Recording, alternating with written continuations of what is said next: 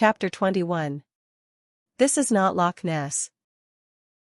Darkness, silence, and depression are all conditions that can make people nervous, which is why humans yearn for light. Luo Chong also needs light. It would be a lie to say that he is not nervous under such conditions. Don't forget, this is not the modern times where there are very few wild animals. This is a real primitive jungle.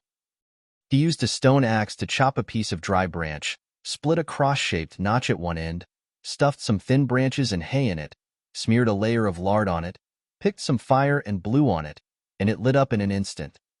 The bright torch finally made him feel a little safe. The lard on the torches crackled and burned, and there was finally some sound and light in the silent forest. Luo Chong packed up all his things and climbed up the natural bridge with a torch. The branches of the black tree are very thick and strong, but there is one bad thing. They are too slippery. It may be affected by the fog, but the bark, which is not rough to begin with, is now covered with a thick layer of moss. It was impossible to walk, but fortunately there were many branches above, and I could hold on to the branches to maintain balance and then move forward little by little. But the good times did not last long. Just when Luo Chong climbed to the middle of the river, something strange happened. The lard on the torch burned very vigorously, making crackling sounds, and a drop of burning lard fell into the river. There was a loud splash of water, as if some huge monster turned over in the water. The mist on the water surface also shook, which scared Luo Chong. Damn, I'm glad I didn't choose to swim across the river. Who knows what kind of monsters would be in this prehistoric primitive river? I'm so damn smart. Continuing to crawl forward, when they reached the junction of the two trees in the middle, the number of branches had doubled. Luo Chong had no choice but to put the torch aside and use a stone axe to clear the way. The branches of the black tree were very hard and had little elasticity. The axe hit the trunk so hard that my hand became numb, and the unfortunate torch was also knocked down by the axe. Under Luo Chong's shocked gaze, the bright firelight penetrated the mist, reflecting a dazzling silver light under the water. In an instant, the silver light flashed, and a bloody mouth full of huge triangular teeth jumped out of the water and swallowed the burning torch directly into its mouth. Ouch, plop, splash. Ah, ouch, what the hell, is this a fish? How can a fish cry out? Whose fish can cry out when it is scalded? The owner of the big mouth just swallowed the torch and then let out a scream, then fell back into the water with a splash. The huge waves stirred up directly knocked Luo Chong off the branch. Fortunately, he grabbed the tree trunk and could still hang on the water and curse. But the big brother in the water couldn't stand it anymore and kept rolling over and over, stirring up the waves. Scared Luo Chong so much that he kicked his legs hard upwards and swung back and forth several times before he finally hung his legs on the tree. As soon as Luo Chong hung his legs up and had no time to catch his breath, the monster in the water came up again. The water surface shook violently, and the silver light jumped out again. Luo Chong used all his strength to pull his body up, but the monster still bit the backpack, and with a splash, it pulled Luo Chong into the water. Fuck you. He was afraid that the backpack would fall off when climbing the tree, so he tied it very tightly. Now, both he and the backpack were pulled into the water, causing Luo Chong to choke on a large mouthful of water. The water monster's mouth was not very big and was stuck in the backpack. He wanted to spit out the thing but couldn't, and he wanted to bite it into pieces but couldn't. He could only shake his head back and forth, hoping to get rid of the broken thing stuck in his mouth. Luo Chong was also swayed left and right in the water and couldn't break free. Nonsense. This backpack is made of beech branches. If it were so easy to break, why would Luo Chong go to the trouble of cutting branches? The intense swinging almost made Luo Chong vomit. This was more exciting than riding a roller coaster. Luo Chong struggled to pull out the bird-beak dagger from his boots, cut off one side of the strap and the rope tied around his waist, and then he could turn around with great effort. It was impossible to tell what the monster was in the dark river water. Luo Chong turned around, grabbed the remaining strap with one hand, and stabbed the monster's head with a dagger in the other hand. After stabbing twice, The water monster swung even more vigorously and jumped out of the water again with Luo Chong on its back, then smashed Luo Chong down heavily, making Luo Chong dizzy and dazed, and he swallowed several gulps of water in succession. The water monster was not feeling well either. Blood was oozing out of the 2-foot-deep wounds on its head. It rushed around in the water with Luo Chong. Seeing the rocks by the river in front of him, Luo Chong quickly turned over from the side and rode on the head of the water monster. Looking at the two eyeballs without eyelids on the side of the head, he stabbed them fiercely with a knife. Without pulling the knife out, he used the force to insert half of his arm into the monster and stirred it randomly. The crazy water monster froze for a moment, and Luo Chong took the opportunity to draw his knife. A stream of red and white paste spurted out of its dark eye sockets. Taking advantage of the moment when the water monster was stagnant, he stabbed it with another knife, and the other eye socket was also blinded, and a hole was directly made on both sides of the head. Blood and brain matter gushed out from its eye sockets, muddying a large area of the river water. The water monster's struggles became weaker and weaker, and finally turned into convulsions. Luo Chong lay exhausted on his back on the water, not wanting to move at all. He didn't believe that there could be such a thing in such a small river. After resting for a while, the water monster was dead, and its silvery white belly turned directly onto the surface of the water. But Luo Chong's backpack was still firmly stuck in the monster's mouth. There was no other way. Luo Chong could only swim to the other side by himself, find a strong vine, pass it through the water monster's eye sockets, and drag the water monster ashore with great effort. The strength he had just recovered was used up again. Luo Chong lay beside the water monster, gasping for breath, and finally he had time to take a closer look at the monster. It turned out to be just a fish, somewhat like a catfish in shape, with a red head and a silver body.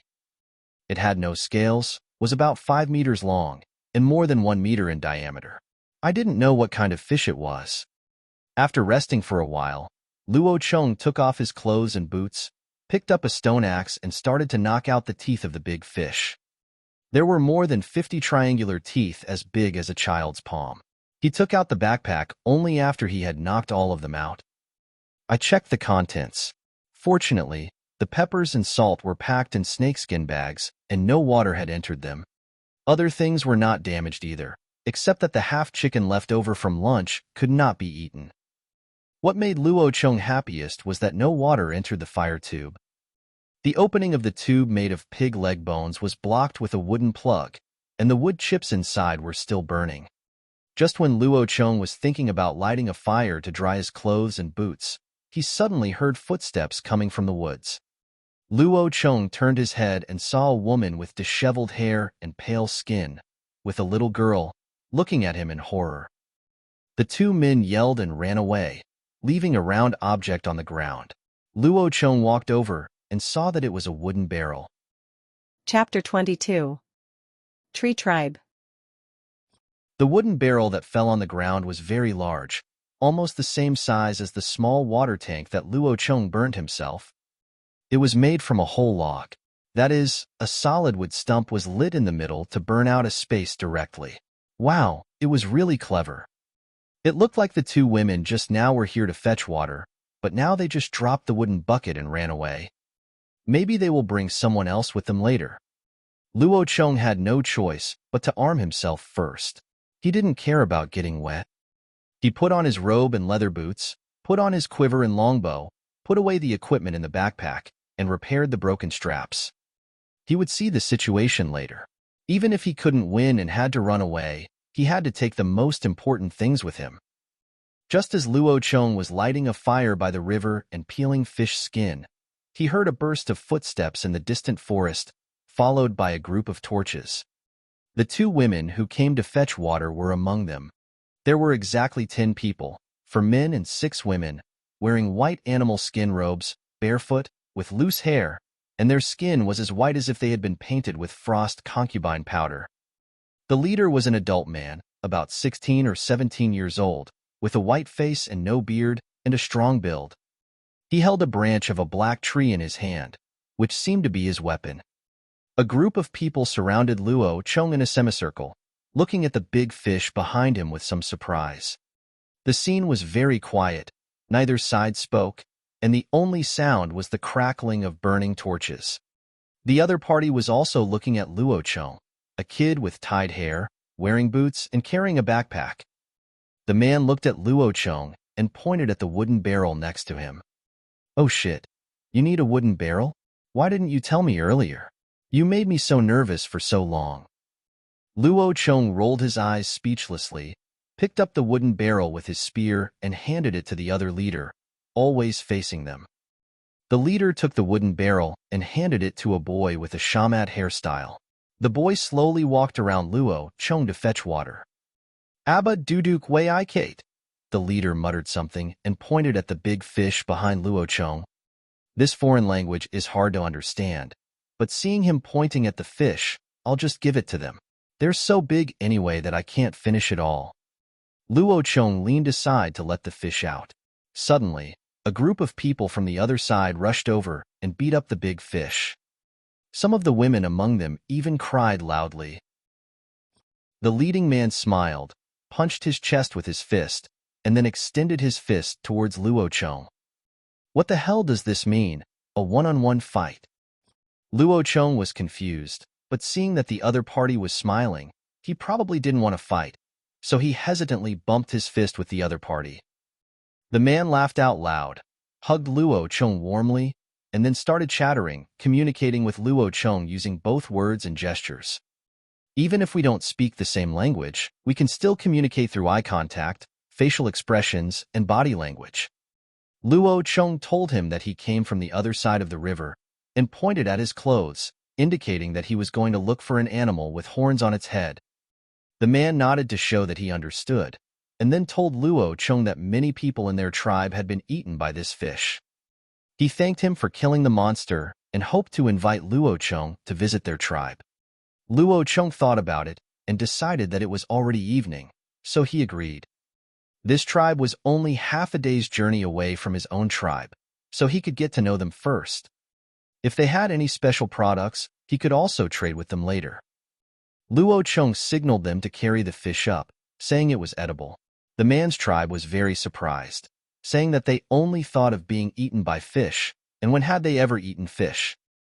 Because the fish was too big, he had to kill it first and then cut it up and take it away, so Luo Chong had no choice but to continue working.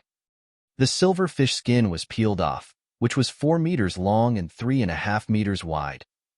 It was very smooth, elastic, and waterproof. It must be kept. All the internal organs except the fish bladder were thrown away, but Luo Chong actually found a lung in the internal organs. Oh shit, it turned out to be a lungfish, a monster that is said to be able to bury itself in the soil for half a year during the drought season without dying. The cleaned lungfish was cut into several large pieces and carried away. Luo Chong also carried the fish head and followed them back to their residence. Their tribe was in the woods. Less than 10 minutes after walking, they saw a huge treehouse. 7 or 8 black iron trees formed a large circle with only a tree hole as an entrance and exit. The space inside was not very large, only about 100 square meters, and there was a fire pit in the open space in the middle. They also burned holes in the big trees and used them as small rooms. The places were not big, but they were enough for them to live in. This was because there were too few of them, only 32 in total, from the leader to the nursing children. This tribe living in tree holes is called the Tree Tribe by Luo Chong. There are only 5 adult men in the Tree Tribe, a half-dead elder, and a strong leader named Dashu, a short but solid tree stump, and a wooden barrel in the shape of a shamat. It is said that he burned those wooden barrels and ended up burning his hair as well. There is also a simple-looking honest man named Mutant. There are 9 adult women, 11 teenagers over 6 years old, and 7 children under 6 years old. It can be said that the population is truly sparse. Since they have lived in this dark forest all their lives, their skin is very white and they seldom get sun exposure, but that doesn't mean they don't know about the outside world. The half-dead tree elder led Luo Chong and the big tree to climb up to the observation tower, which was actually the roof of this huge treehouse, woven from the branches of the big tree. The observation tower was higher than the surrounding black forest and could see far away. The elder's eyes were a little cloudy and he could not see very far. He squinted at the direction of the setting sun, then pointed to the east and muttered something. The big tree next to him was also trying hard to translate for the elder. From that direction, out of the black forest, there is a mountain that looks like the clouds in the sky. Dashu translated while pointing to the fiery clouds in the sky. The previous elder told me that there is an animal with horns on that mountain. They are as tall as humans. The big tree gestured to make a horn on his head and then compared his own height. That animal runs as fast as the wind, has fur the same color as the sky, and no one can catch it. Luo Cheng looked at the big tree in confusion and got a general idea by guessing. He thought it would be a wonder if you could catch it. It has two pointed horns on its head, blue, gray hair, and is as tall as a human. It should be an animal like a large antelope. Even leopards may not be able to catch it. Can you catch it? You must set a trap. Luo Cheng seemed very confident, but Dashu and the elders did not have much hope for Luo Cheng. Dashu saw that the elders were silent, so he recommended his clothes to Luo Cheng. Luo Cheng then noticed that the entire tree tribe was all wearing clothes made of the same kind of animal skin. According to Dashu, this was the skin of a giant rabbit that was over 1/2 meter long and was snow-white. They liked to eat mosses and mushrooms in the woods, and there were a lot of them in this black forest. Luo Cheng's eyes lit up. Rabbits are good things. You know, rabbits can give birth to babies just like mice. It is common for them to have more than 5 babies in one litter. Rabbits can give birth to more babies after they are sexually mature 4 months after birth. On average, they give birth to 1 baby every 2 months. If they can be domesticated, TSK, a pair of adult rabbits give birth every 2 months, 6 times a year, 5 babies per litter on average, that's 30. Even if the rabbits start mating and giving birth at 6 months old, the number of rabbits born is still exponentially increasing. If I can bring back 2 pairs of adult rabbits, there will be hundreds of them in a year. Luo Cheng was fantasizing about raising rabbits and his mouth was almost watering. Chapter 23. Rabbit Hunting. The sun set below the horizon, but nothing changed in the dark forest. It was still as dark as before. Luo Cheng ate grilled fish with the people of the tree tribe. The people of the tree tribe were also very enthusiastic and kept bringing out some specialties to entertain Luo Cheng. An oval-shaped fruit with a plum-like skin and tastes like an apple. It tastes sour and sweet and is a specialty of the black forest. According to Dashu, there are not only black iron trees in this forest, but also some other fruit trees. A wooden barrel in the shape of a shamat character was also used to bring Luo Cheng a bowl of tree sap. The bowl was made of wood and the sap inside was as red as blood. Luo Cheng was a little hesitant, but seeing that everyone else had drunk it, he took a sip as well. It was a bit salty and not very tasty, but the people in the tree tribe drank it happily. Dashu pounded his bulging pectoral muscles and told Luo Cheng that drinking this could make him as strong as him. Luo Cheng was speechless. Isn't this just salt water? I also have table salt. Do you want to know more about it? However, Luo Cheng did not take it out. Good things should not be exposed too much. What if someone robs you of your money and kills you? After dinner, Dashu arranged a tree hole for Luo Cheng to rest, and then told him that he was going to take his tribe out hunting, and asked Luo Cheng if he wanted to go. Luo Cheng was surprised for a moment, but after thinking about it, he realized that rabbits are nocturnal animals and rarely come out during the day, so it is normal for them to hunt at night, so he agreed. There were 11 people in the group, including Luo Cheng, 5 men and 6 women. Each person from the tree tribe took a black branch, which was very long and large. It was not a wooden stick, but had branches growing horizontally on it. It looked like a wolf whip from the Ming dynasty. Luo Cheng still had his own set of equipment, bow and arrow, dagger, and spear. He did not bring the backpack with him, but left it at the tree tribe. He was not worried that those people would steal his things.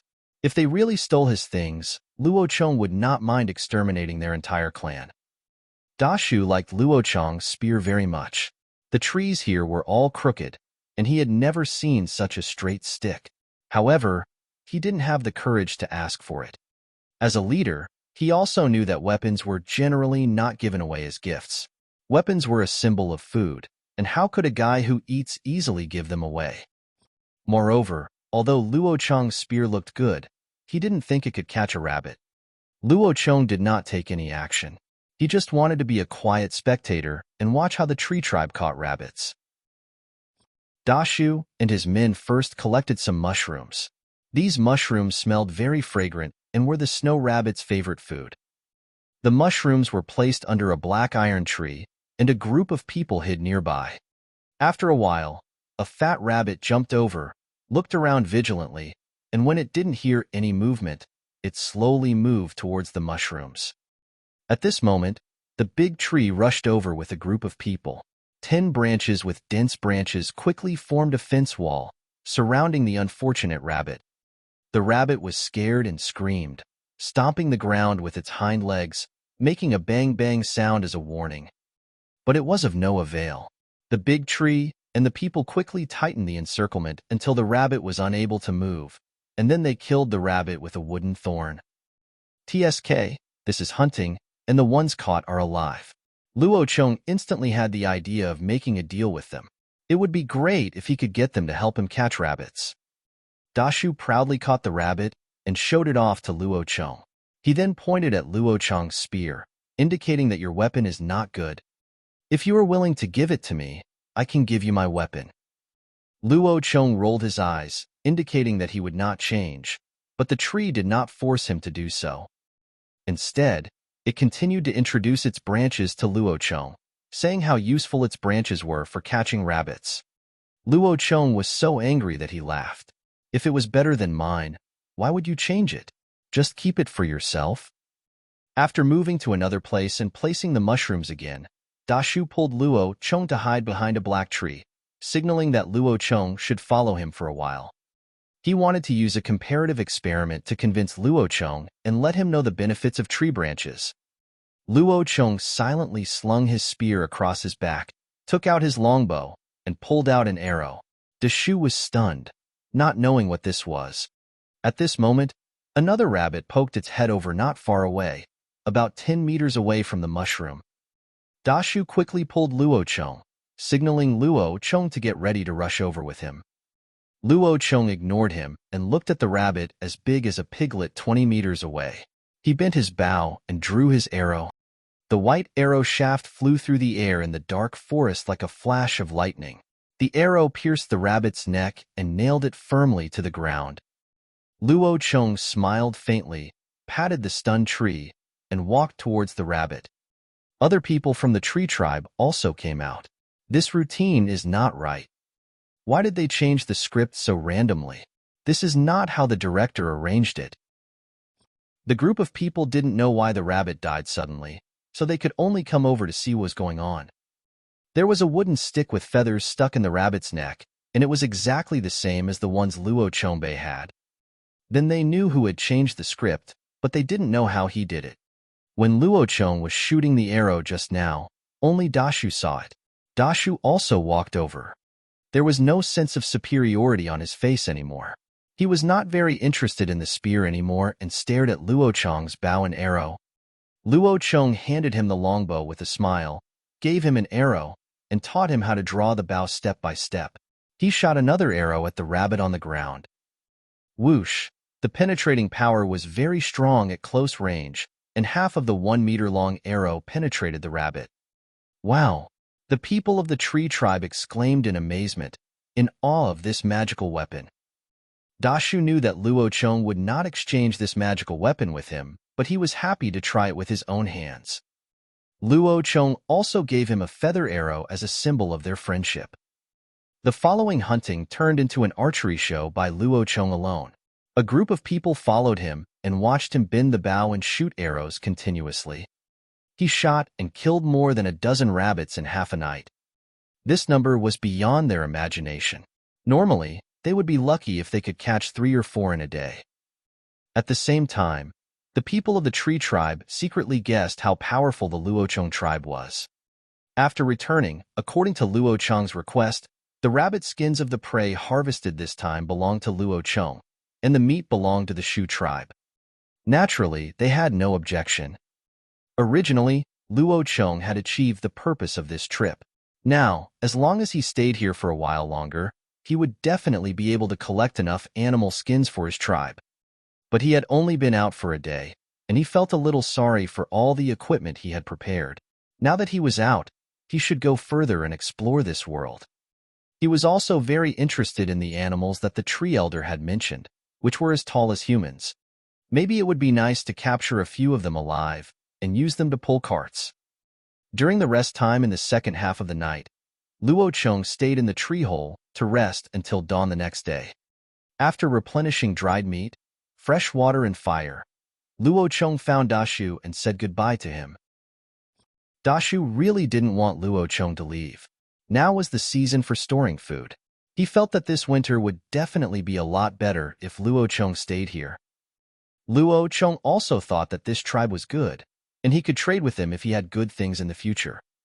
After thinking for a while, Luo Cheng said, "Can you help me catch some live rabbits? 10 or more would be best." Luo Cheng stretched out his 2 palms to make a calculation with him. "When I come back, I will exchange other prey with you, which will not affect your food storage." Dashu hesitated for a moment and asked back, "If we catch them now, what if the rabbit is dead when you come back?" Luo Cheng was speechless, and then told him to lock the living rabbit in a tree hole and pick some grass and mushrooms for the rabbit to eat every day. He said he would be back soon and it wouldn't take long. Only then did the tree agree. Chapter 24. The Young Man Who Catch Horses. After bidding farewell to the tree tribe, Luo Cheng once again embarked on a journey of exploration to the northeast.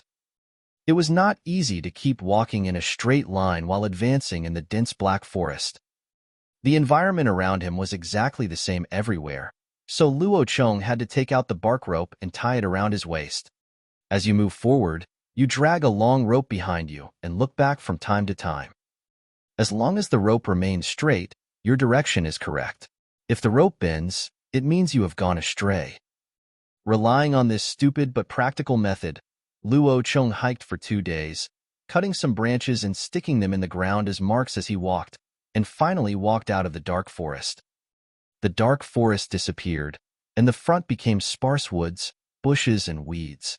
Some footprints of even-toed ungulate herbivores also appeared on the ground. "Elder Shu really didn't lie to me," Luo Cheng muttered to himself, took out his bow and arrow, and groped forward carefully. After walking for about 20 minutes, Luo Cheng finally saw the animals that Elder Shu had described. They were a group of blue gazelles that were about the same size as a domestic donkey, about 1.2 meters tall at the shoulder, nearly 3 meters long, with a pair of half-meter-long sharp horns on their heads that curved backwards. It has a sheep face, donkey ears, horse body, ox tail, blue-gray body, long limbs, and an inch-long mane behind its neck. TSK, it would be no problem if I could take it back and use it as a donkey. Luo Cheng immediately thought of capturing it alive, but it would be difficult to do so. Donkeys are very docile animals, but Blaubachs are different. Just looking at the pair of sharp horns on their heads, you can tell that they are not easy to mess with. Blaubachs are aggressive by nature. Even females will occasionally fight alone for territory, and if Luo Cheng runs over, they will attack him in groups, and Luo Cheng will be finished. This is a small group of only 17. Herbivores usually gather in large groups in summer. Now is autumn, which is their mating season, so there is only one adult male antelope in the entire group. This is easy to distinguish as it is the largest one. There were 8 adult female antelopes and 8 young antelopes. This made it easier. As long as most of the adult blue antelopes could be controlled, the young ones would follow. The young ones would not leave the group alone. After a brief thought, Luo Cheng came up with a plan and quietly retreated. Putting the backpack aside first, Luo Cheng wanted to make a simple slingshot, but there was not even a stone in this unfortunate place. He had no choice but to take 2 small snakeskin bags, fill them with soil, and tie them to both ends of the rope as counterweights. A bundle of bark ropes and a retractable noose were prepared for use. Now is the estrus season. As long as the adult male antelope is controlled first, they will be obedient. Otherwise, who will they be found for breeding? Luo Cheng tilted his head in an obscene manner and touched it again. Hiding quietly behind a chest-high bush, Luo Cheng took a look outside and immediately grinned. It's so eye-catching. I saw the male ibex riding on the female ibex and singing happily. This is a good opportunity. Taking 2 steps back, Luo Cheng swung the slingshot quickly. The whistling sound startled the herd of blue gazelles. They gathered together vigilantly, with their heads facing outward and horns pointing forward, protecting the young blue gazelles behind them. Only the male and female were completely unaware, and were stuck in the G-spot, unable to extricate themselves. The propeller-like slingshot suddenly made a sound and flew towards the male and female. Whoosh, snap, plop. The slingshot instantly wrapped around the hind legs of the 2 blue gazelles. The male and female shuddered all over, then fell to the ground with a thud, and then began howling. It was unclear whether they were enjoying themselves or were hurt by the fall. Luo Cheng swung a rope loop in his hand and rushed out quickly like a cowboy in the movie. The herd of blue gazelles became agitated. Seeing that there was only one enemy in front of them and not a pack of wolves, they immediately took a fighting posture, with their heads raised forward and their sharp horns extended forward. This is fucking, thank you so much. You are so polite to stick your head out for me to take advantage of. With the idea that it would be a fool not to take advantage of an opportunity, Luo Cheng swung the rope loop fiercely and snapped it around the horns of the 2 female antelopes. Oh shit, what a mistake. He missed the heads. The 2 black antelopes obviously did not expect that the 2-legged beast in front of them did not come over to bite them, but just threw a rope loop from a distance. One of them rushed over suddenly, intending to string Luo Cheng through like a candied Hawes stick, but as soon as he took a step, he was pulled back by the one next to him. Luo Cheng quickly tightened the bark rope and tied the long horns of the 2 black antelopes tightly together. The other female black antelopes also followed suit and rushed over quickly. Their sharp horns flashed coldly in the sunlight, and they rushed towards Luo Cheng at a rapid speed. Luo Cheng moved sideways quickly, jumping up and down flexibly among several female antelopes. In a few moves, he entangled 3 antelopes together. Then he pulled the rope hard and fell down with the strength of his whole body. There were several consecutive sounds of falling to the ground. Luo Cheng lay on the ground, pressing the rope with all his might. Some of the 5 female antelopes were entangled by the neck, and some were entangled by the legs. They all fell to the ground, howling and struggling. When the remaining 2 female antelopes saw this, they took their 8 foals and ran away. It would be foolish to rush forward at this time. Hey, don't run. Come back to me. Seeing the group of black antelopes running away, Luo Cheng was very anxious. This was different from what he expected. There were only a few small ones left, and they shouldn't leave the group. Damn, what the hell? Luo Cheng watched the 10 black antelopes run away speechlessly. He had no idea what to do. He stood up helplessly, ready to vent his anger on the 7 that were left behind. I walked over carefully and tied up their legs first, then went to check on the male and female. The male and female had their hind legs tangled together and had not yet been separated. They were still lying on the ground on their sides, twitching. This is a real stud. No, it's a stud. TSK. I'd rather be a playboy than die. It is very difficult to completely tame wild animals, especially adults. It is not true that they will be obedient and work hard just because you show your domineering aura. That is just wishful thinking. For a species like the blue gazelle, which is unruly and aggressive by nature, the first thing to do is to destroy its self-esteem. The ancients had the idea of training eagles. In order to tame the ferocious wild eagle, when it was just caught, they would not let the eagle sleep for several days and nights, making it extremely sleepy until its wildness was worn away. In short, in one sentence, do you obey me or not? If not, I will not let you sleep. But Luo Cheng obviously didn't want to take that long.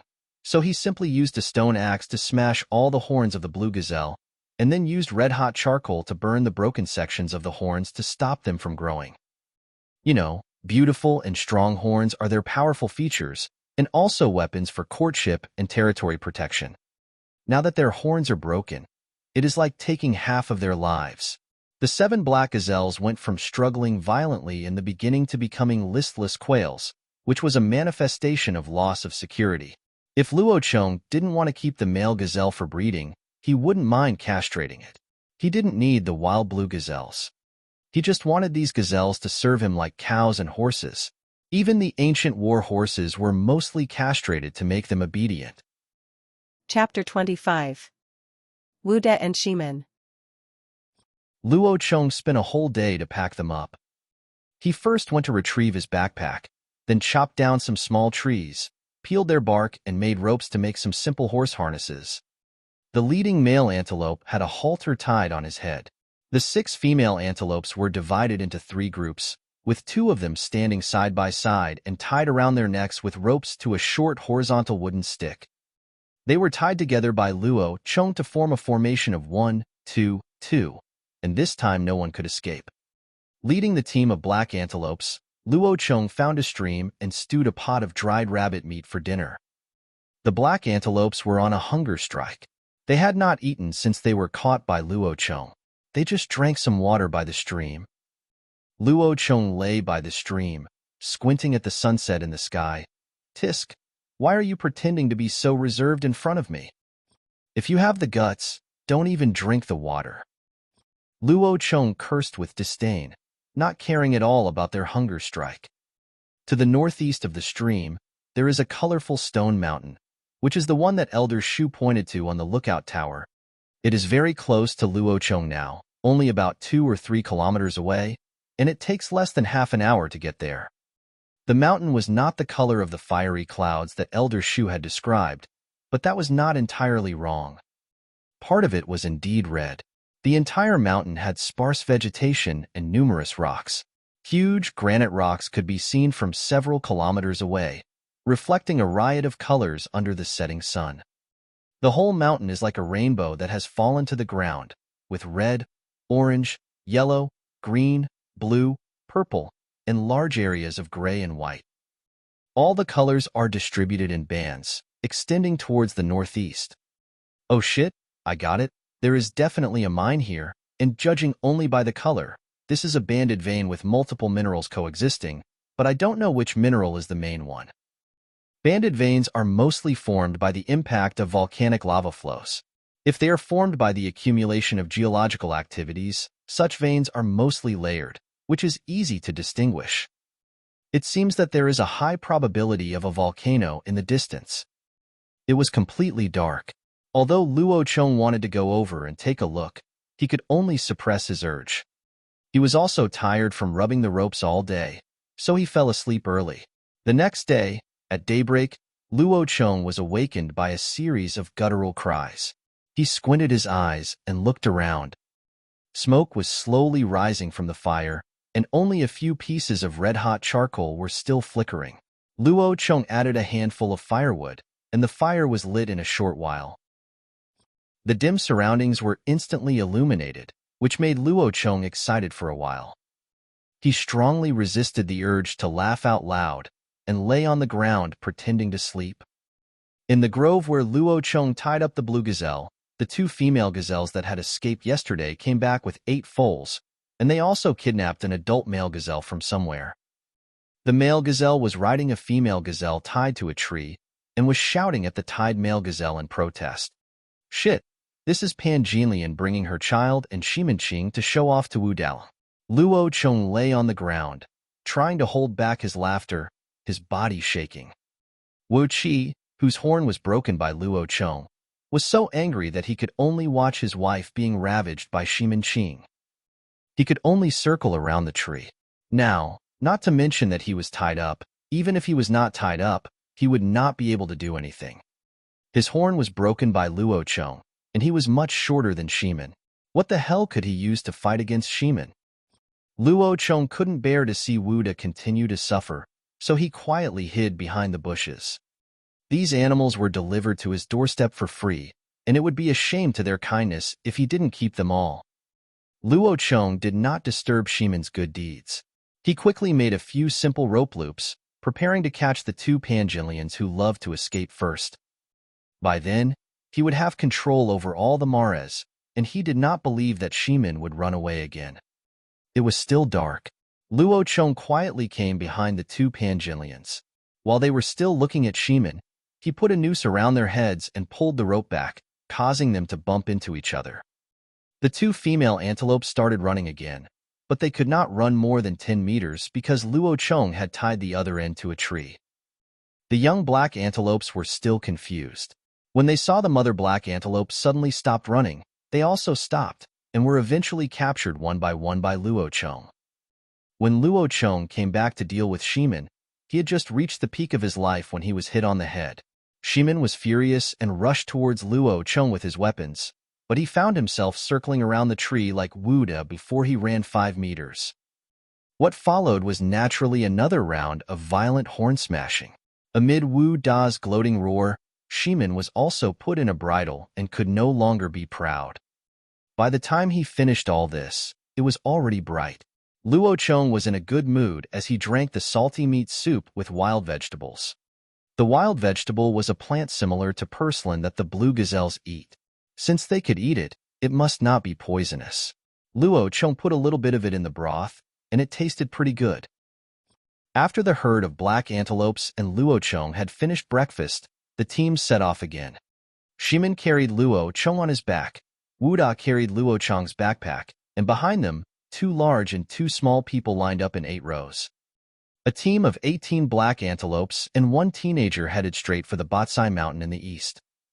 The stone mountain with 8 colors is called Babao Mountain by Luo Cheng. There are indeed treasures everywhere, just lying there quietly, waiting for Luo Cheng to develop them. There are many large red mounds on the mountain. They are not the hematite that Luo Cheng imagined, but just some termite holes. However, termite holes are not useless. They are all high-quality weathered clay. The pottery made from termite holes is definitely better than the clay from the riverside. The orange one is realgar, which is very brittle and can be crushed into powder with a pinch. It can be used as a medicine for external use to treat snake and insect bites, and can also be taken internally to treat internal parasites. In ancient China, there was a custom of drinking realgar wine during the Dragon Boat Festival. In fact, it is an anthelmintic, and has the same effect as the lollipops that mothers let us eat when we were young. It is a very easy to identify mineral. But this stuff must never be burned. The main component of realgar is arsenic disulfide, which is poisonous. Especially the yellow smoke after burning, which reacts with oxygen to turn into arsenic trioxide, the famous arsenic trioxide, which is highly toxic. The yellow one is yellow wax stone, which has a greasy surface and is mixed with a lot of chalcopyrite that shines with golden light. The copper content in it is almost over 80%, making it a rich copper mine. This was the first metal Luo Cheng found. He was very excited and started digging deeper to see how deep the mine was. When he dug to a depth of 1 meter, the vein changed again. Some pyrite appeared in layers below, but it was very rare. Pyrite is easy to identify. It is a yellow stone flake that is all flaky. Its main component is iron sulfide, so it is different from hematite, which is mainly iron oxide. It seems that the volcano nearby should be an acidic volcano. The minerals produced contain a lot of sulfur. It is normal to find iron sulfide next to realgar. After all, realgar is a sulfide. It's just that there is too little pyrite here to be used for iron smelting. It should exist as a companion or to rich copper mines. Chapter 26. Beautiful scenery at the foot of Babao Mountain. The green color not far away immediately confirmed Luo Cheng's guess. It was the color of malachite, and malachite was the symbol of copper mines. In fact, anyone who has studied junior high school chemistry should know that copper sulfate solution is green. So most greenstones contain copper, including jade. China's Yunnan and Myanmar are rich in jade because there is an acidic volcano there, the Tengchong volcano in Yunnan. When the volcano erupts, the copper sulfate solution in the center of the earth erupts along with the magma. After tens of thousands of years, it invades the stone and becomes jade. So, if you have more money, you can buy a piece of jade, smash it into pieces, and burn it to produce copper. Unfortunately, no one does that. Digging a little further to the side, we found a lot of blue-purple azurite, which is the natural crystal of copper sulfide. There is a layer of indigo, a layer of dark blue, and a layer of blue-purple. The crystals precipitate radially and are very beautiful, just like a blue Ganoderma lucidum with circles of lines on it. After climbing over a small hill, looking around, there was a large area of white. Luo Chong dug around for a long time and found that the white veins were very mixed. Most of the surface layer was guanine soil, which is dolomite, also known as kaolin, refractory clay mainly used for firing porcelain or making crucibles for melting metal. Kaolin is mixed with lime, and if you dig deeper you will find lime as well as white translucent mica. At the bottom there is chalk and Iceland spar, which is calcite. The colorless and transparent one that looks like rock sugar in square shapes is Iceland spar, and the pure white, opaque, and hard square one is chalk. In fact, these things are all lime. But because they are buried deeper and are subjected to greater pressure, they have become variants of lime. After crossing the Babaishan Ridge, all that is left is gray granite and tin or coexisting next to the granite, which can be seen from the silver metallic reflections seeping from the surface of the granite. After digging everywhere for most of the day, Luo Chong lay on a piece of granite on the east side of Babao Mountain. The granite was warmed by the sun. Wu Da and Shimin led the herd of black antelopes to eat the low shrubs around them, while Luo Chong was grateful to the geology and chemistry professors of the National Defense University in his heart, thanking them for teaching him so many things. Otherwise, even if he had a treasure mountain, he would not know how to use it. To summarize today's exploration, this is a copper-rich mine, and other minerals are just associated ores of the copper mine. However, those associated minerals are also useful. Tin can be made into copper-tin alloy with copper, which is the famous bronze. At present, bronze is the best metal that Luo Chong can get. In fact, bronze alloys have been widely used in modern times and are generally used to make machine bearings. However, most people do not know this and think that bronze should only appear in the tomb of a great king. In fact, this is not the case.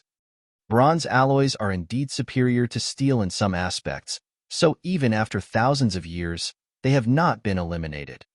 When Qin Shi Huang unified the Six Kingdoms, the Qin army used bronze weapons, while the Six Kingdoms were already equipped with a lot of iron tools.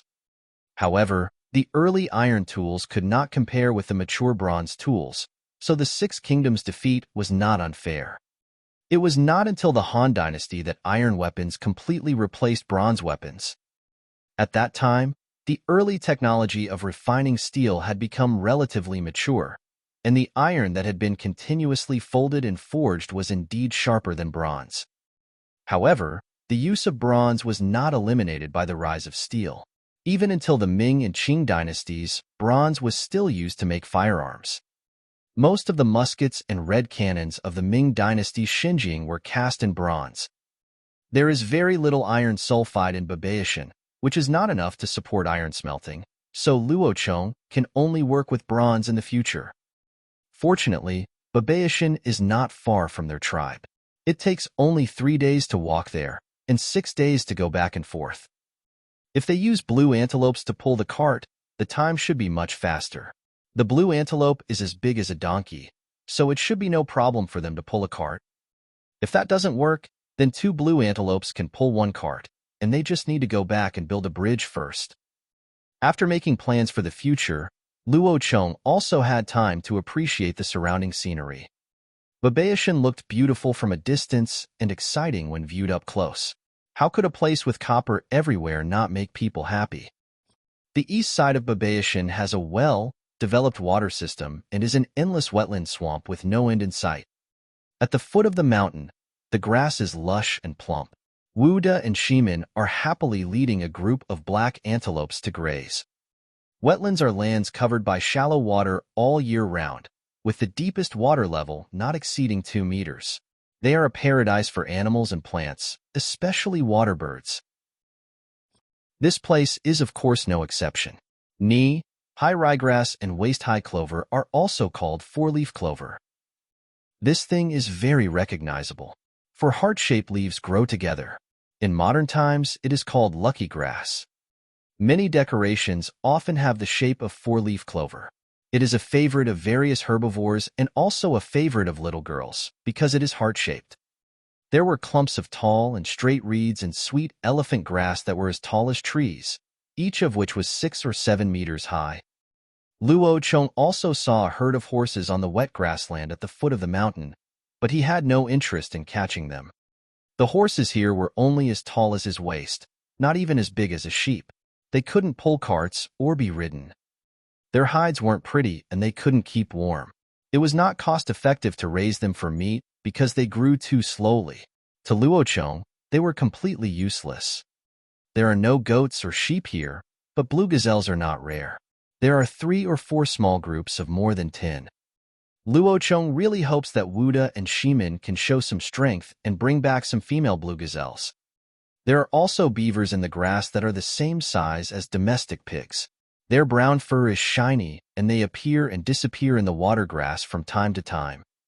There is also a big snake hanging on the mangrove skin dam. The shed snake skin alone is more than 10 meters long and as thick as a child's waist. You must not encounter a living one.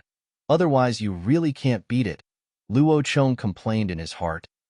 Luo Chong accepted the giant python skin without hesitation. He was now worried about not having a bag or something like that. I want the bags because I plan to use them to store grass seeds, ryegrass, sweet elephant grass, wild alfalfa, broad-leaved water lily, and water celery. I can take some home and use it to fry eggs or meat, or something like that, to supplement some vitamins appropriately. Of course, he cannot just focus on eating for himself. He has to develop his own rabbit breeding business in the future. He also has blue gazelles. He will rely on them to pull the cart in the future. Luo Chong doesn't mind treating them well. The open space in front of the tribal cave is just right for growing these forage grasses. After half an afternoon, Luo Chong was so tired that his back and waist ached, but he finally collected a bag of grass seeds. He did not sort them out, but mixed them all together and tied them to the back of a female antelope. The blue gazelle ate to its heart's content, and Luo Chong also got his dinner, an ancient giant goose with mottled white fur. The whole goose was white with mixed colors on its feathers and head. It was more than 2 meters tall, one size larger than the modern red-crowned crane, with a wingspan of more than 5 meters. Luo Chong, who was hiding in the bushes, shot it with 2 arrows before it fell. Luo Chong plucked all the feathers that could be used to make arrows and gutted the rabbit. He planned to roast it whole to supplement the dried rabbit meat in his backpack. Just as Luo Chong was squatting by the waterside slaughtering a goose, he suddenly burst into tears. The tears rolled around in his eyes for several times, and finally he couldn't hold them back and let them flow out. Those hot tears were filled with his longing for the earth. Anyone who has slaughtered a chicken knows that the chicken's digestive system is very weak, and the food it eats will remain in its stomach for a long time. In the TV series, Kangxi once asked the imperial chef to make him a bowl of bran, but there was no such thing in the palace. It was the food that fed the chickens. In the end, they could only kill the chicken and take the bran from its stomach. This shows the digestive system of the chicken. In fact, the situation is similar for other birds. For example, this ancient giant goose. Luo Chong actually found small fish and shrimps, as well as rice that had not been digested in its stomach. Chapter 27. Deep into the swamp.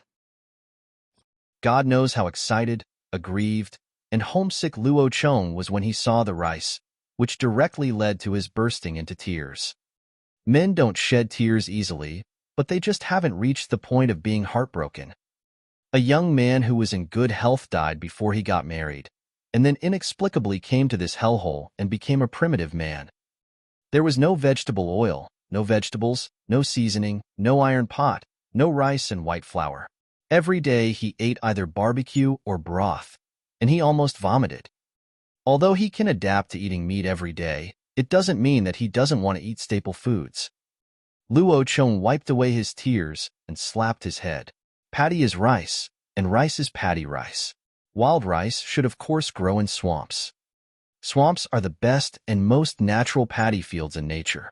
Why didn't he think of this earlier? Finding it was a decision that required no thought. How could Luo Chong ignore the first food crop he discovered in this world? The rice grains in the goose's stomach had their outer skin corroded, revealing the rice inside. Luo Chong didn't know if such rice could still be grown, so he had to find intact rice seeds. Moreover, he had never seen this kind of rice before. Each grain was larger than a mung bean. He didn't know if it was because it had not been polished by modern machinery, but one grain was equivalent to 2 or 3 grains of modern rice. But he absolutely believed that this was rice. After eating the roast goose, there was no time to rest at night. Luo Chong was busy making equipment to go deep into the swamp. Now he had to harvest the rice before the animals. Even if he harvested one more grain, it would become hundreds of grains next year. Using local materials in the mangrove forest, they used a stone axe to chop some long branches and saplings with a diameter of 2 centimeters and tied them into a spindle-shaped canoe frame that was pointed at both ends and wide in the middle. They then wrapped the bottom with the huge silver lungfish skin, which is waterproof, and when wrapped around the branch frame it became a simple canoe. Taking into account that it has to carry a lot of things, it is made relatively large, 4.5 meters long and about 80 centimeters wide, divided into 3 compartments at the front, middle and back. People sit in the middle and things are placed at both ends. This is also the maximum size of this fish skin. The length of the diagonal of the rectangular fish skin is just right as the length of the boat. This canoe is very light and can be lifted with one hand. He has made it before, but at that time he used plastic sheets and willow branches, and now he uses fish skin. This simple canoe can even be made with plastic wrap. As long as you wrap it with 2 more layers, it can still accommodate people. It is very simple and practical. I also found some thin vines and weaved them into a few rattan shields. The 2 smaller ones were 50 centimeters long and 30 centimeters wide. I tied them to my feet with ropes and then I could walk in the swamp. I tied my feet in the middle of this simple fin, and the distance between the 2 feet was only 20 centimeters. Although it was a bit awkward, it did not affect my walking, and it could reduce the pressure, which was the best way to ensure that I would not sink into the swamp. There is also a larger rattan shield, 0.5 meter wide and 1.5 meters long. This is the last guarantee. If you accidentally fall, put this large rattan shield under your body, and it will definitely save your life. After finishing all this, Luo Chong checked his equipment while making a fence for the blue gazelles. The fence was very simple, just a few wooden stakes and some crossbeams. A simple sheepfold with grass and a stream inside was enough for them to eat for a day, and he would not stay in the swamp until dark. The next morning, Luo Chong drank a bowl of goose soup in the morning mist, cut some 6-meter-high sweet elephant grass for Wuda and Shimin, and set off with his simple canoe. We found a place with slightly deeper water, put down the canoe, and paddled in an inverted Y shape using a simple paddle wrapped in snake skin, heading towards the depths of the swamp wetland. At the same time, in the tree tribe in the dark forest, the big tree is leading his people to catch snow rabbits. Now they not only hunt at night, but also start catching rabbits during the day. Because they had promised Luo Chong to help him catch live snow rabbits, they also needed to store food for the winter. Although Luo Chong promised him that he would exchange them with other prey, what if there was no such thing? What is in one's hands is one's own. It's not that Dashu doesn't trust Luo Chong, but as the leader, he absolutely cannot joke with the lives of his people. In order to meet the needs of Luo Chong and his own tribe, almost all the members of the tree tribe went out, leaving only the elders and children under 6 years old to look after the house. The rest of the people caught rabbits, collected mushrooms, and left some grass that snow rabbits love to eat for the rabbits. In order to increase production, Dashu was no longer satisfied with the method of trapping rabbits with food. He even began violent demolition. After finding the rabbit holes, he directly dug them up. If they didn't come out, he would burn them and smoke them out. He actually caught quite a few rabbits, even a few nests of newly born rabbits. Luo Chong had not expected this result. Otherwise, he would have definitely thanked Dashu. But what was even more unexpected was that Dashu and his companions encountered some enemies while hunting. In autumn, no matter what tribe it is, it has to store food, and the cannibal tribe is no exception. Their food is people, living people. Men can be eaten, and women can be kept to give birth or work.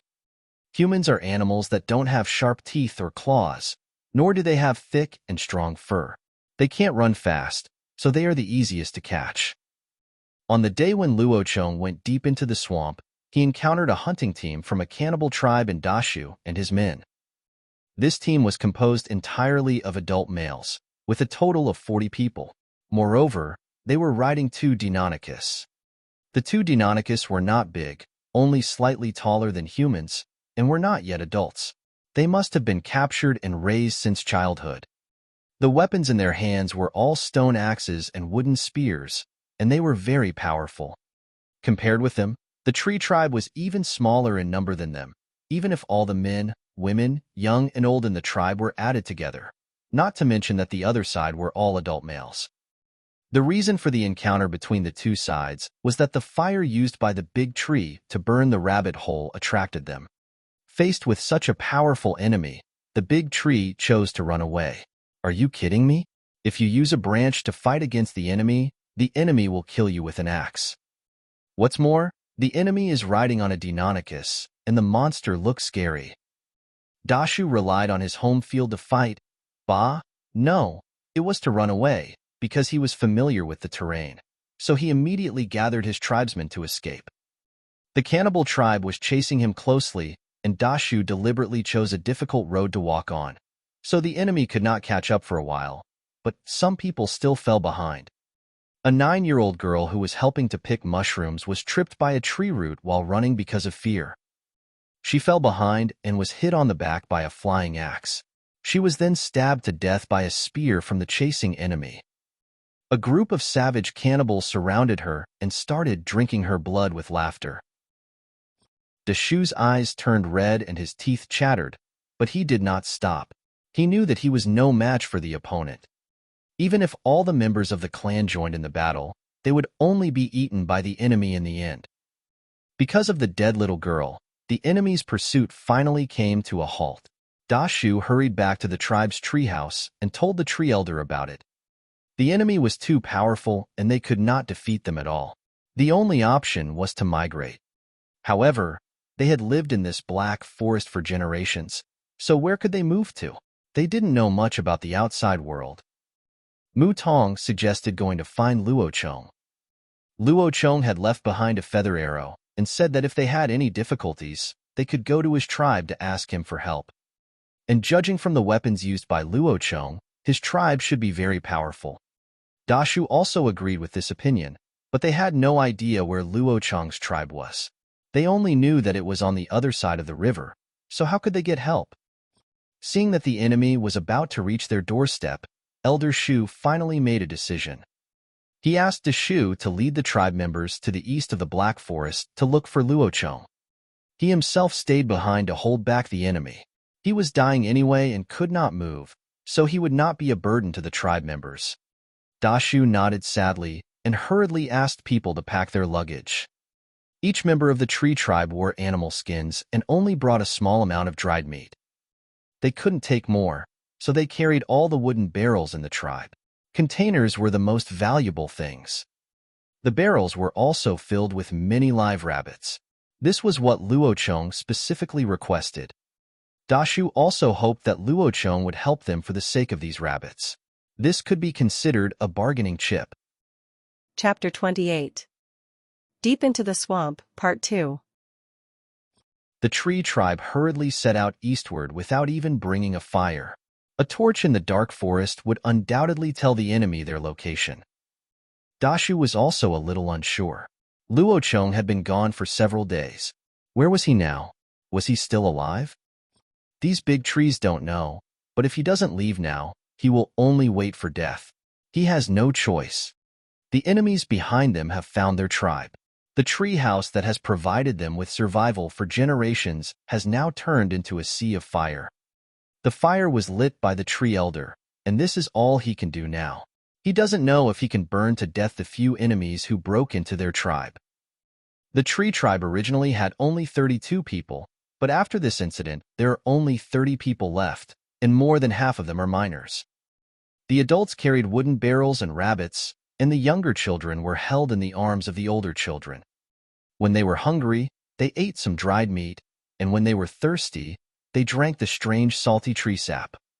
When they were tired, they climbed to the treetops to rest. The group was dejected, but they continued on their way to the east of the Black Forest without stopping. At first, Dashu had no hope of finding Luo Chong, but he did not expect to see many branches sticking diagonally into the ground along the way, pointing all the way to the east, and these branches were all newly cut. This gave Dashu great confidence, and he thought that this should be the mark left by Luo Chong. These marks were indeed left by Luo Chong, but he made them in the first place because he was afraid that he would not be able to find the way back, so he prepared them for his return journey. He did not expect that they would become signposts for Dashu to find him. It took Luo Chong 2 days to walk this route before, because he had to constantly correct his direction and cut branches to make marks. But Dashu and his men were different. They followed the marks directly and had no idea when the pursuers would catch up with them, so it only took them a day and a half to reach the outskirts of the Black Forest. It was already evening when we first came out. The sky turned crimson under the setting sun. It was the first time for the children of the tree tribe to see the outside world. They were full of curiosity and questions. Not to mention them, even the adults had never walked that far. Dashu also had questions. He wanted to know where Luo Chong had gone. The marks left by Luo Chong ended here, so where should he find him?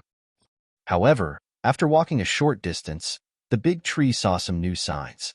There were many branches that had just been cut down and saplings on the ground. These were made by Luo Chong when he was making horse harnesses and peeling bark to make ropes. Moreover, by the stream below the slope, Dashu found traces of a fire, a pile of black charcoal that was extinguished by water. There were also many animal footprints on the soft mud beside the stream, including Luo Chong's, which was easy to confirm. After all, there were not many people wearing those strange boots. But Dashu couldn't find where Luo Chong went next, so he could only spend a night here with his tribesmen. He thought that if Luo Chong wanted to go back, he would definitely go here again. On the other hand, while Dashu was leading his people eastward, escaping from pursuit and looking for Luo Chong was also advancing into the depths of the swamp. In the endless swamp wetland, Luo Chong, paddling a simple kayak, sailed against the wind and waves. No, rather, he cut through the thorns and broke through the water plants floating on the water. This is actually the real danger of swamp terrain, because you have no idea whether there is water or mud under the aquatic plants. Luo Chong was paddling the kayak slowly forward, while carefully looking at the plants around him. His careful eyes were as difficult as finding a grain of sand in a dense field of millet. Some people may say, isn't it just rice? Anyone who has been to the countryside has seen it. Even city dwellers can occasionally see beautiful pictures of rice fields on the internet, especially those with stepped and clearly layered rice fields, which are extremely beautiful. But those are rice fields planted with countless plants that look exactly the same. But what Luo Chong was looking for was the wild rice hidden among billions of reeds. This is a simple but difficult job because wild rice is not uncommon.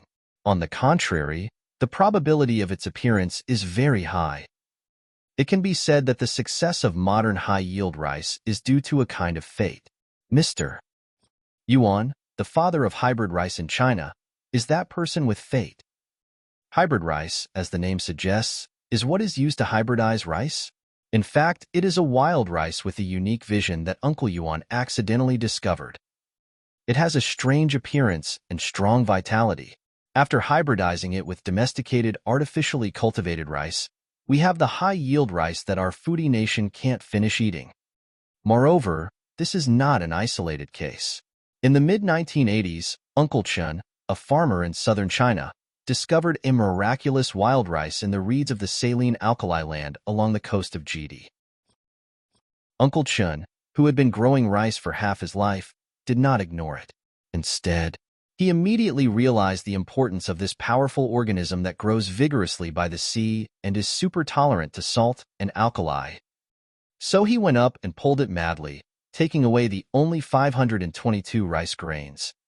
After repeated planting and experiments, those hundreds of rice grains finally developed into endless rice fields, making use of hundreds of millions of acres of barren saline alkali land in my country's coastal and inland areas, directly solving the food problem for hundreds of millions of people.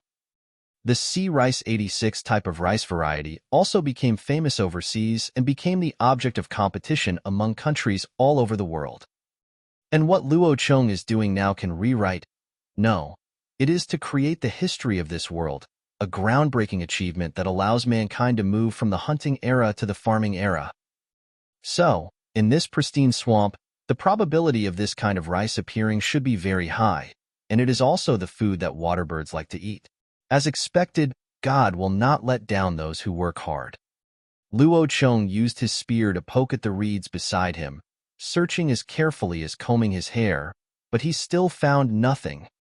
However, this behavior of alarming the enemy is indeed in line with the poem. The scramble to cross the river startled a flock of gulls and herons. Luo Cheng swept his stick through the reeds. Suddenly, a flock of water birds flew up from the reeds not far away. Luo Cheng was startled and turned around to look. In a reed marsh not far away, there was a small piece of reed, with ears hanging on it, standing out from the crowd of friends. Luo Cheng's eyes suddenly lit up, and he couldn't help but feel happy. It was it, our good friend, Wild Rice. After discovering the target, Luo Cheng grinned and laughed out loud. Then he sat in the kayak and paddled hard towards the shallow mud flat.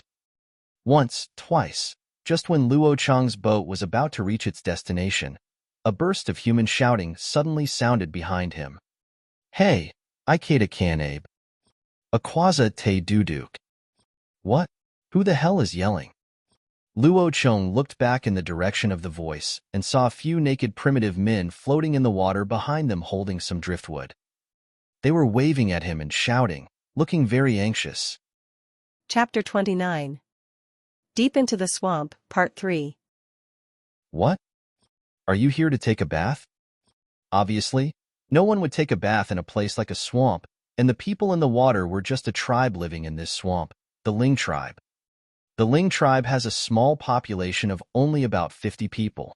At this time, the Ling tribe's gathering team is also collecting their winter reserve food, water chestnuts, which are the nuts with a black shell shaped like a bull's head and a white fruit inside. Many people have eaten this stuff, but few people know that water chestnuts actually grow in water, especially in shallow water swamps. Water chestnuts have a high starch content and are rich in protein. They are also easy to store after being dried, so they are also the daily staple food of the water chestnut tribe. At this time, the gathering team of the Ling tribe was floating in the water, each of them holding a piece of driftwood. Everyone was looking very hard at the water grass floating on the water. They grabbed the leaves on it and turned them over. Suddenly, several water chestnuts appeared on the roots of the water grass. While they were busy, a fellow suddenly appeared in their sight. A young man with a hair tied up on his head and a bone hairpin was sitting on a magical thing floating on the water, slowly drifting towards the forbidden land of death, mentioned by the elder. Out of kindness, the leader of the Ling tribe's gathering team, a young adult woman named Ling Chao, hurriedly shouted to Luo Cheng, hoping that he would not continue to float over there. Unfortunately, the young man could not understand the language of his own tribe. All she saw in Luo Cheng's eyes was surprise and curiosity. In desperation, Ling Chao swam towards Luo Cheng, shouting at him as he swam. Luo Cheng was completely confused. He didn't know who these people who suddenly appeared in the water were, or what the woman who swam towards him was trying to do. Just as Luo Cheng was stunned, Ling Chao had swam to Luo Cheng's boat as quickly as a fish, grabbed Luo Cheng's boat with one hand, pointed at the reeds growing a lot of rice with the other hand and shouted, with anxiety and fear in his expression. Seeing that the other party had no intention of harming him, Luo Cheng felt relieved. However, looking at the woman's expression, it seemed that she didn't want to let him pass. as if there was a monster in the reeds. Luo Cheng gestured, opened his mouth and bared his teeth, grabbed with his hands like claws, imitated the roar of a wild beast, and then pointed at the reeds. "Is there a beast in there?" Ling Qiao shook his head, pointed at Luo Cheng, then pointed at the land, then put his hand on the water and made a slowly sinking motion. "When you get there, you'll sink." "Good. This wave of gesture communication deserves full marks." "Oh, so it's a swamp. That doesn't matter. I'm prepared. There's nothing to be afraid of." Luo Cheng understood Linko's meaning and was grateful for the other party's kind reminder, but he was still prepared to go. The rice was right in front of him, so how could he turn back at this time? Immediately, Luo Cheng smiled at Ling Qiao, indicating that he had no problem, and then rowed the boat towards the reeds without hesitation. Ling Qiao was stunned and immediately shouted at Luo Cheng again, but she did not continue to swim forward. She could remind this stranger, but it was impossible for her to do anything for Luo Cheng. She still had her own tribe and her own children who had not grown up. Ling Qiao stared blankly at Luo Cheng's back, and then suddenly, she was stunned. The young man was seen tying two board, like things on the soles of his feet, then holding a square rattan shield as big as a person, and then leisurely stepped onto the forbidden land of death. Ling Qiao, who saw this scene with her own eyes, exclaimed, "God, it must be God." The boy walked into the forbidden land of death, but did not sink. Following Linko's exclamation in his tribal dialect, all members of the Ling tribe's gathering team turned their heads to look, and all looked stunned.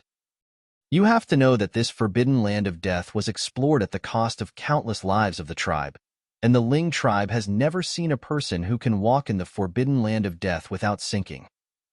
Although Luo Cheng seemed relaxed, he actually knew his own business.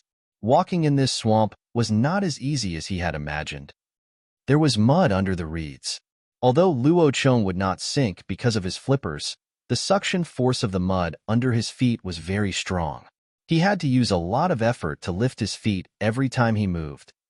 As a last resort, Luo Cheng had to adopt the second plan, which was to spread the rattan shield directly on the mud in front, then step on the rattan shield to walk to the other side, then put the rattan shield in front of him, and move forward towards the rice step by step with difficulty. The people of the Ling tribe seemed to have figured out the trick at this moment. The boy always stepped on the board to move forward, so he did not sink into the mud. But this was enough to surprise them. After all, no one had ever thought of this method before. After great effort, Luo Cheng finally arrived at the reeds with rice ears and began to observe them with great surprise. These rice plants are mixed with meadows and reeds in the mud. If it weren't for a few rice ears growing on them, they would be easy to miss. Each rice plant is about 2 meters tall, and the largest one is even taller than sorghum and corn. It stands firm in the wind and has strong water resistance. Each plant is hung with rice ears that are more than 1 finger long, and the grains are plump and full. At this time, the rice has reached maturity, and 95% of it has turned golden yellow, making it convenient for Luo Cheng to pick it. Taking out the snakeskin bag he had prepared in advance, Luo rushed forward and started pulling the rice ears wildly. He directly pulled down all the rice ears he could touch in front of him and stuffed them all into the snakeskin bag. Seeing Luo Cheng busy in the forbidden land of death, Ling Qiao no longer wasted time and hurriedly collected water chestnuts with his tribesmen. From time to time, he turned his head to look in Luo Cheng's direction, his eyes full of curiosity. "What is the blue guy doing?" "Ling Qiao, what is that man doing? Is he also collecting food? Is there anything to eat in the forbidden area?" A girl who looked like she had just reached adulthood asked curiously. Ling Qiao frowned. His eyes flashed coldly, and he sternly taught him, "Don't worry about it. Even if there is food in the forbidden area, it is not something we can take. Have you forgotten how your brother died?" The girl was frightened by Linko's stern tone and felt a little aggrieved. But suddenly she remembered her brother who fell into the swamp while trying to dig out a bird's nest, and tears couldn't stop flowing. That day, they went to collect food together. The younger brother saw many bird nests on the meadow. The bird eggs inside were big and round. The girl's younger brother walked towards the meadow with a smile on his face, saying that he wanted to get some bird eggs for his sister to start eating meat. But when he walked onto the meadow, he suddenly sank into the mud. In an instant, the boy's waist was covered by the mud. The boy panicked and struggled hard, calling for help from his sister. However, the girl was held back by several tribesmen, and she watched her brother sink helplessly and desperately into the meadow. Since then, the Ling tribe has had another forbidden area. Seeing the girl crying, another middle-aged woman quickly spoke to comfort her. "Don't cry, your brother is a good boy. Without him, we wouldn't have discovered the forbidden area. He is a hero of the tribe." Ling Xiao also felt that she had spoken out of turn and shouldn't have mentioned her brother. She glanced in Luo Chang's direction and quickly changed the subject. "Look at the thing he's sitting on. Why can it float on the water? It looks so magical. Why don't we go ask him later and see if he's willing to tell us how to make that thing so that we don't have to stay in the water all the time?" When everyone heard this, they all turned their heads to look at Luo Chang's boat. Chapter 30. Meet the tree tribe again. Luo Chang, who is working hard to harvest rice, has no time to care about anything else. Instead, he carefully pulls each rice ear, fearing that he might accidentally drop a grain of rice. You know, these are all seeds and hope. In about half an hour, all the rice in this forbidden area, about 200 plants, each with a dozen or even 40 rice ears, with about 500 rice grains in each ear. In addition, this kind of rice is slightly larger than normal, so it is really a lot, filling up 2 snakeskin bags, about 60 kilograms. Looking at the fruits of his labor, Luo Chong felt deeply moved. You know, Uncle Yuan's dream back then was to enjoy the shade under the rice plants. He was determined to grow rice plants taller than humans, because if they grew tall, they would naturally produce more fruits. But he had such good luck that the primitive rice he discovered for the first time was so tall. Without any professional knowledge in this area, he could not explain this phenomenon. He could only attribute it to the good original ecological environment and the fertile land. After all, the land has been cultivated for thousands of years in the previous life, so one can imagine the fertility of the soil. If it weren't for chemical fertilizers, I really don't know how much the grain production would have decreased. Without being sentimental anymore, Luo Chong worked hard to put the 2 bags in the front and rear cabins of the kayak respectively, and happily prepared to row the boat home to start his farming era. But he didn't expect that his boat would be surrounded after just a few meters. A group of Ling tribe members were immediately enlightened when they saw Luo Chong put the 2 bags in the 2 compartments at the front and back of the boat and rowed the boat to leave.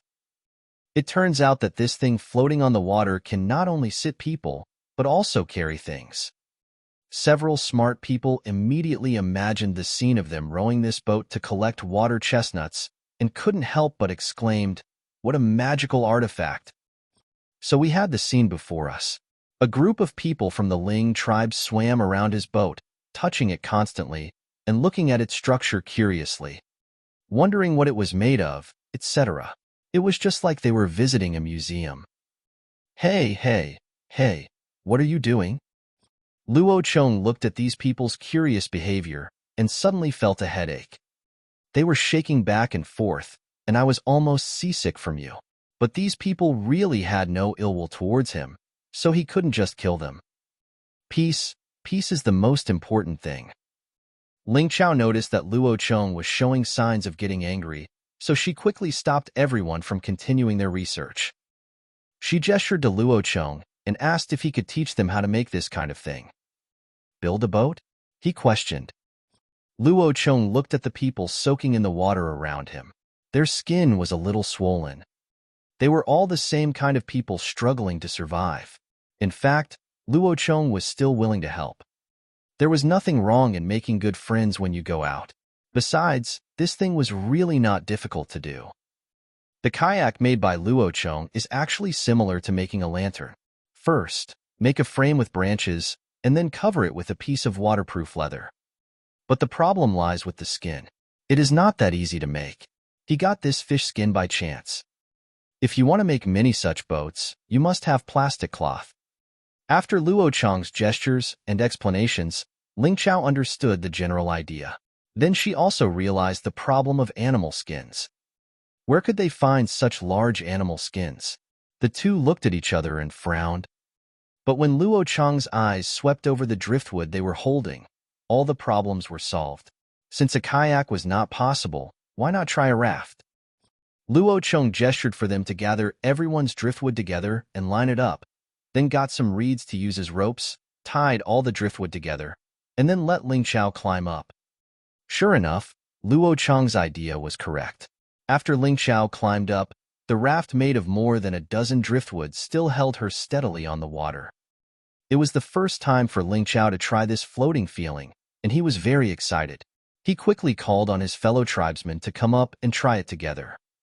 Unfortunately, the raft was not very big and could only seat 2 people. If another person came on, it would probably be crushed. Those who failed to get on the raft were a little envious of Ling Chao, who was sitting on it, but Ling Chao was extremely happy because she knew that this kind of raft was very easy to make and there would be no restrictions on materials. Driftwood and straw ropes were easy to get in the tribe. She even foresaw that after she drove the raft back, there would be a raft-making craze in the tribe. Thinking of this, Ling Chao looked at Luo Chang with gratitude and warmly invited him to visit the Ling tribe, but was rejected by Luo Chang. It was impossible to spend the night outside, because there was a group of blue gazelles waiting for him outside the swamp. If something unexpected happened and the blue gazelles ran away, Luo Chang would probably cry himself to death. After receiving a rejection, Ling Chao did not force it, but handed Luo Chang a giant water chestnut the size of an egg as a token of trust, and agreed that if he encountered difficulties in the future, he could take the water chestnut to the Ling tribe to ask for help. It was like Luo Chang and Dashu giving each other arrows before parting. Luo Chang accepted the water chestnut with a smile, cursing in his heart. "Ha, I gave you something to eat as a token of trust, but you still won't let me eat it. You did it on purpose?" After bidding farewell to the Ling tribe, Luo Chang rushed back to the grassland at the foot of Babayashan with 2 bags of rice seeds.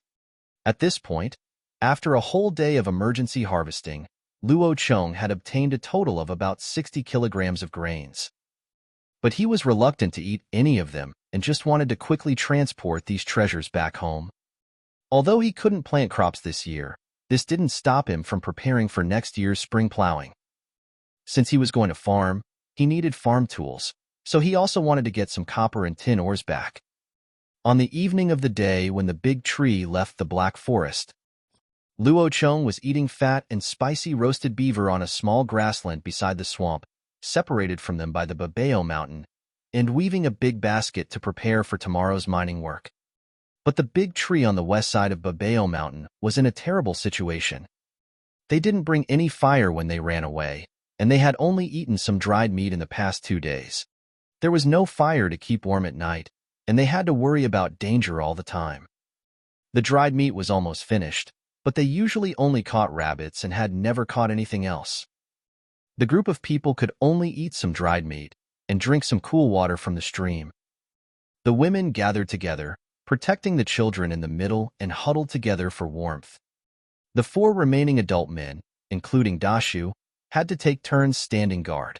It was extremely miserable for a while.